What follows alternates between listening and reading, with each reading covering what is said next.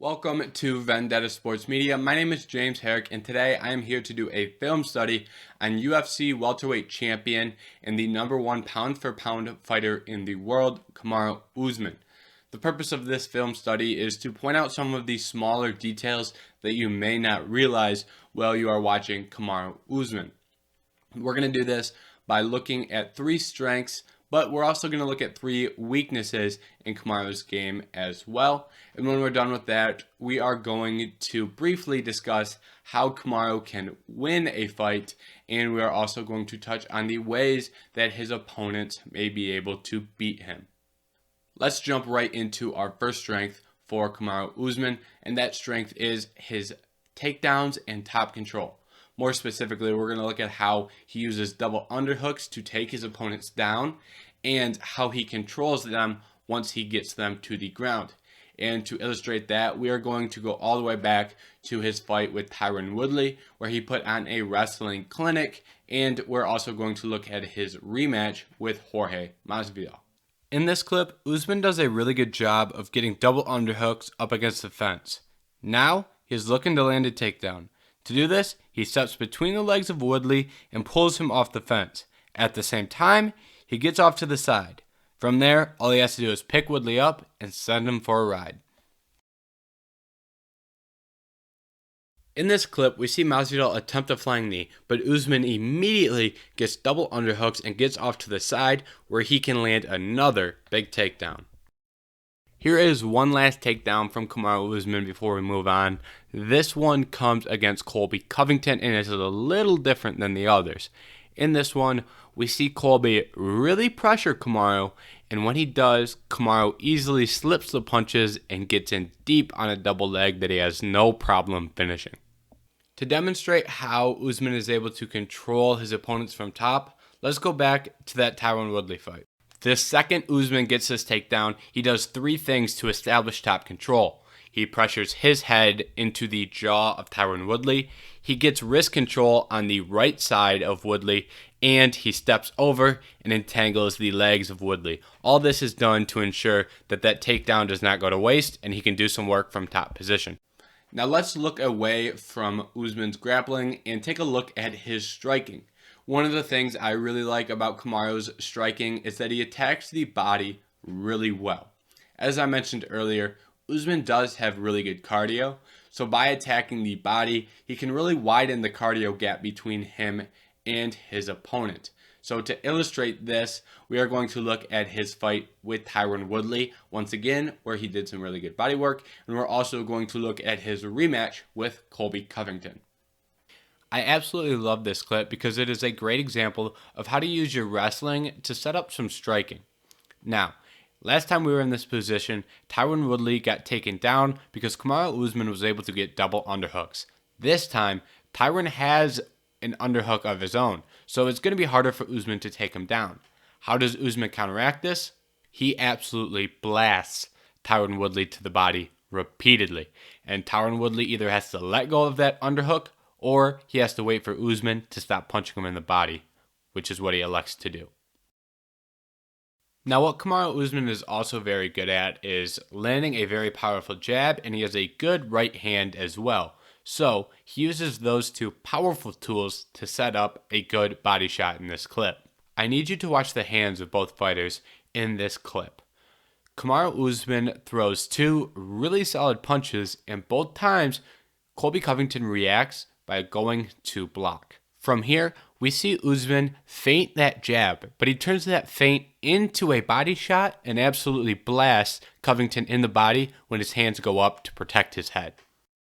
Another aspect of Usman's game that I really like is his ability to catch kicks and counter off of those kicks. Really, kicking Usman can be a pretty good avenue to success in my opinion.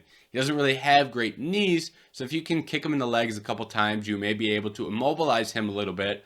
Plus, he's been hit with some decent body kicks in the past.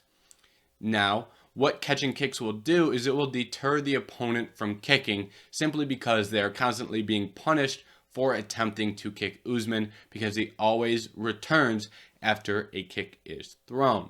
This was something that he really focused on in his rematch with Colby Covington. First things first, Usman catches that heel when Colby goes to kick him. From there, Colby can't move. His foot's in the air. What does Usman do?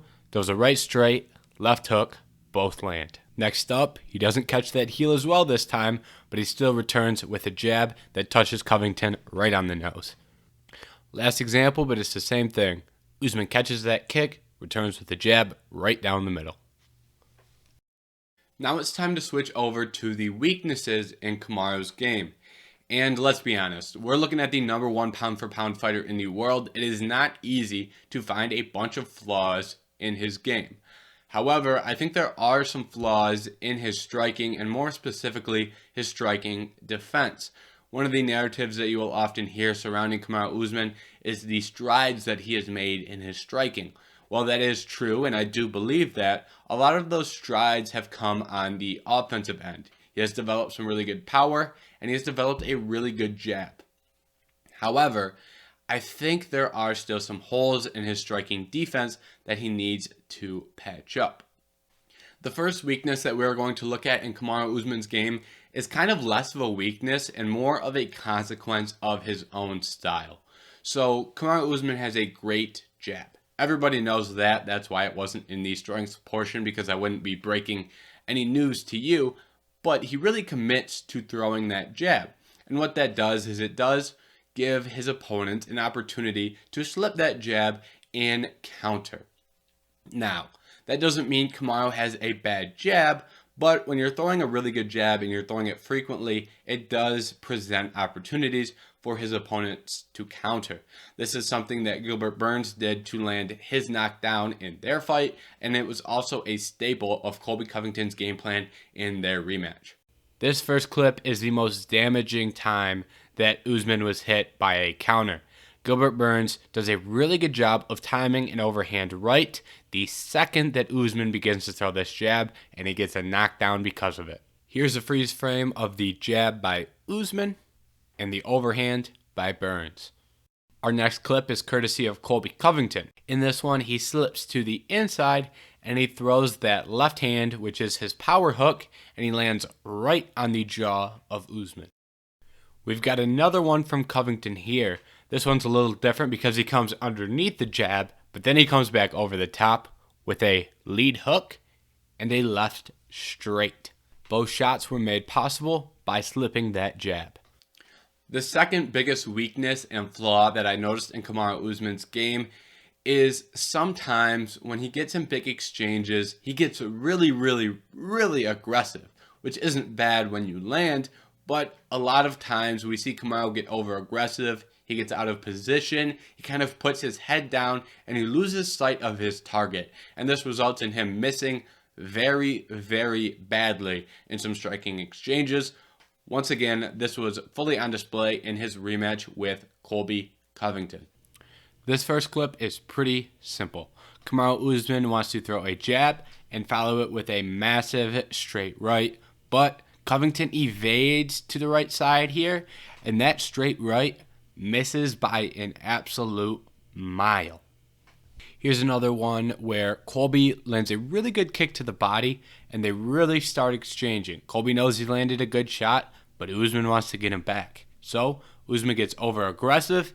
He even gets so aggressive that at the end of this combo, Colby is nowhere near to be hit, and Usman actually hits the cage with this last right hand he throws.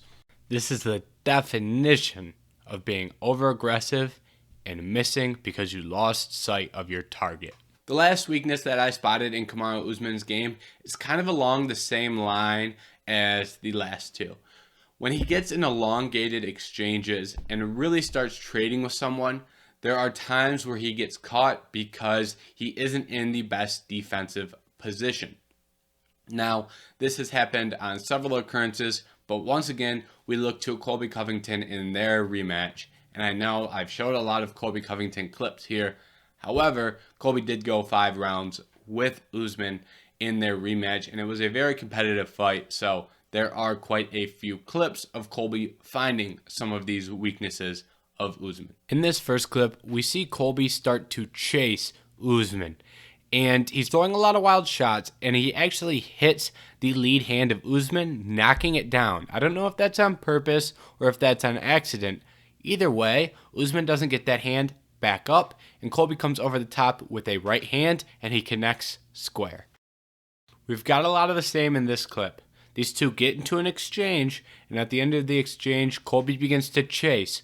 During that chase, that lead hand of Usman is closer to the waist than it is the jaw. That's not defensive. Colby takes advantage with another right hand that connected square.